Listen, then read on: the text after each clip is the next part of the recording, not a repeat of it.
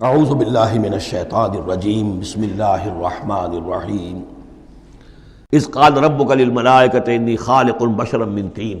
اب مصحف میں یہ آخری اور 7ویں مرتبہ یہ قصہ ابلیس و آدم آ رہا ہے، 7th time and the last time۔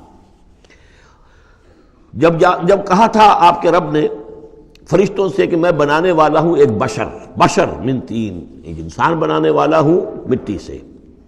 فَإِذَا سَوَّيْتُهُ، جب میں اس کی تخلیق مکمل کر لوں، درست کر دوں، ٹھیک بنا چکوں، نک سک سے درست کر دوں، اس کو فنیشنگ ٹچز دے دوں۔ تسویہ اس معنی میں آتا، تخلیق تسویہ۔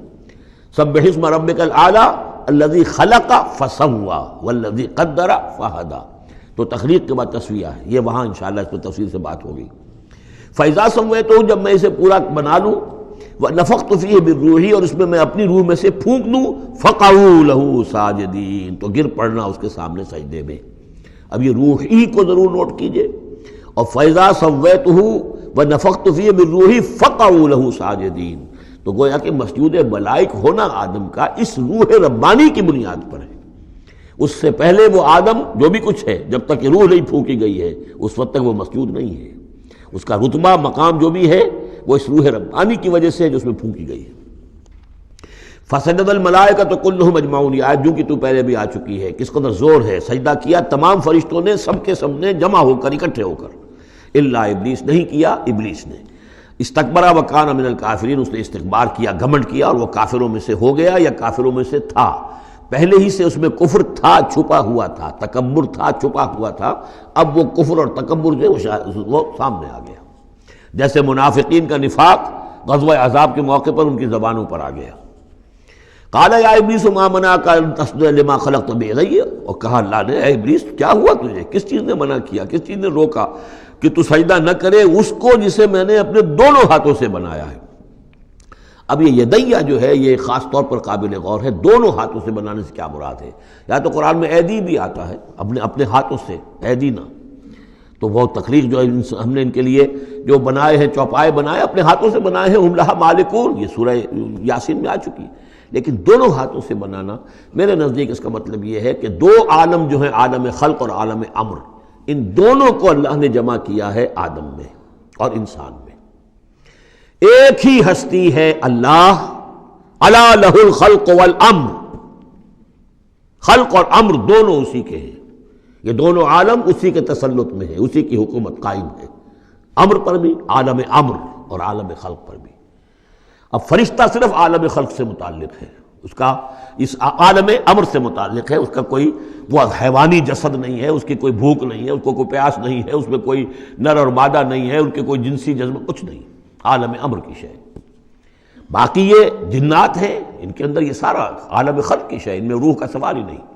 باقی جتنے بھی حیوانات ہیں ارضی، یہ عالم خلق کی شے ہے۔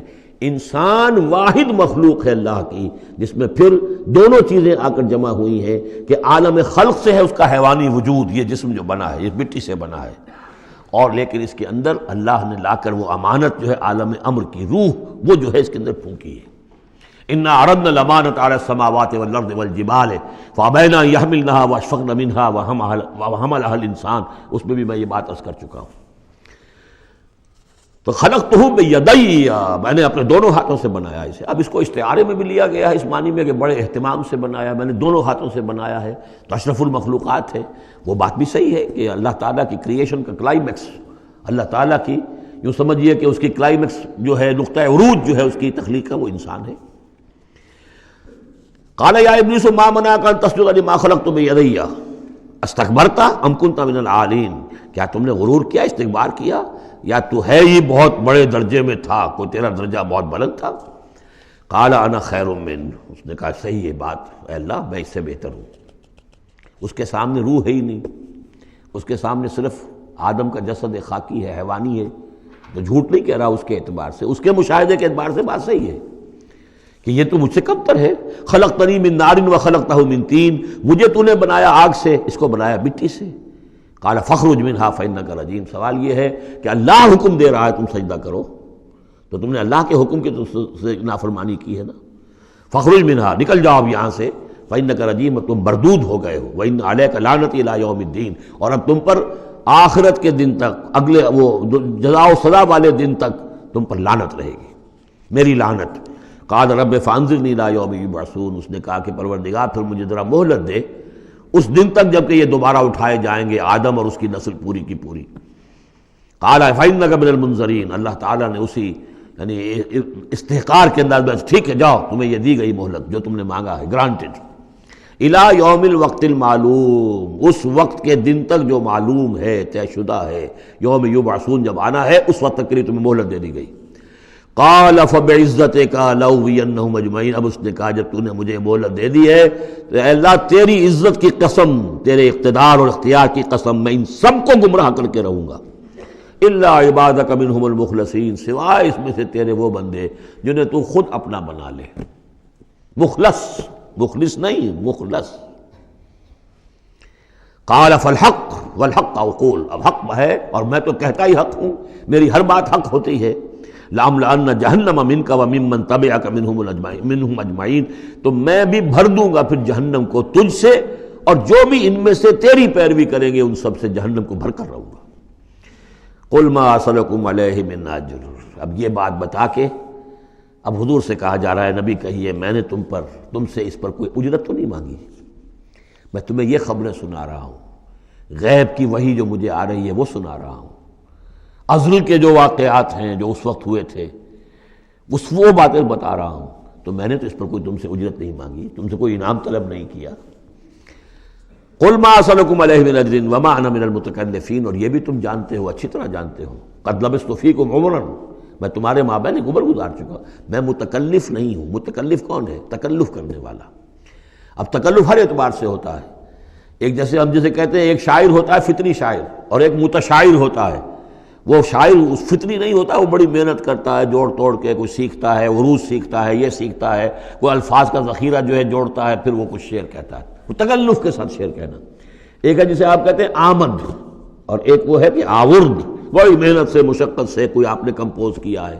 تو میری زندگی میں تم نے تکلف کا کوئی شائبہ دیکھا ہی نہیں آج تک، سادہ زندگی۔ خاص طور پر یہ کہ کبھی میں نے شعر کہنے کی کوشش کی ہو، کبھی میں نے کوئی خود خطیب بننے کی کوشش کی ہو، اس کی کوئی مشق کی ہو، ما انا من المتکلفین، میں کوئی بنانے والا اور تکلف کرنے والا اور تصنع کرنے والا نہیں ہوں۔ ان ہوا الا ذکر للعالمین، نہیں ہے یہ مگر یاد دہانی اور نصیحت تمام جہان والوں کے لیے۔ وَلَا تَعْلَمُنَّ نَبَأَهُ بَعْدَ حِینٍ، اور اس کی جو خبر ہے، جو اس کا نتیجہ نکلنے والا ہے، جیسے سورۃ الطارق میں فرمایا انہ لقول فصل وما هو بالهزل، یہ فیصلہ کل بات بن کر آیا ہے قرآن۔ اب جو فیصلہ جیسے کہ ہم سورہ بنی اسرائیل میں پڑھ چکے ہیں، وبالحق انزلناہ وبالحق نزل، ہم نے حق کے ساتھ نازل کیا اور حق کے ساتھ یہ نازل ہوا ہے۔ اب فیصلہ ہوگا، اسی کی ترازو میں قوموں کی تقدیریں تلیں گی اور فیصلے ہوں گے۔ جیسے کہ حدیث ہے حضرت عمر بن الخطاب سے رضی اللہ تعالی عنہ کہ حضور نے فرمایا ان اللہ یرفع بہذا الکتاب اقواما ویضع بہ آخرین، اللہ تعالیٰ اسی کتاب کی بدولت قوموں کو عروج پر پہنچائے گا اور اسی کو ترک کرنے کی وجہ سے قعر مذلت میں گرا دے گا۔ تو فرمایا ولا تعلمن نبأہ بعد حین، کچھ دیر کے بعد اس کی اصل خبر ان کو پہنچ جائے گی کہ اس کا نتیجہ کیا نکلتا ہے۔ یہاں وہ 5 صورتیں ختم ہو گئی ہیں اس دوسرے، بلکہ جیسا کہ میں نے عرض کیا تھا کہ یہ جو گروپ ہے چوتھا، یہ 13 صورتیں مکیات ہیں اس کے اندر۔ ان میں 5 ہیں یہ سورہ یاسین بالکل وسط میں، ان 5 میں 2 ادھر ہیں، دونوں الحمدللہ سے شروع ہوئی ہیں، سورہ سبا، سورہ فاطر۔ 2 ادھر ہیں، سورہ صافات اور صاد، اس میں بھی صاد آیا ہے، صافات کے ساتھ اس کی مناسبت ہے۔ صدق اللہ العظیم۔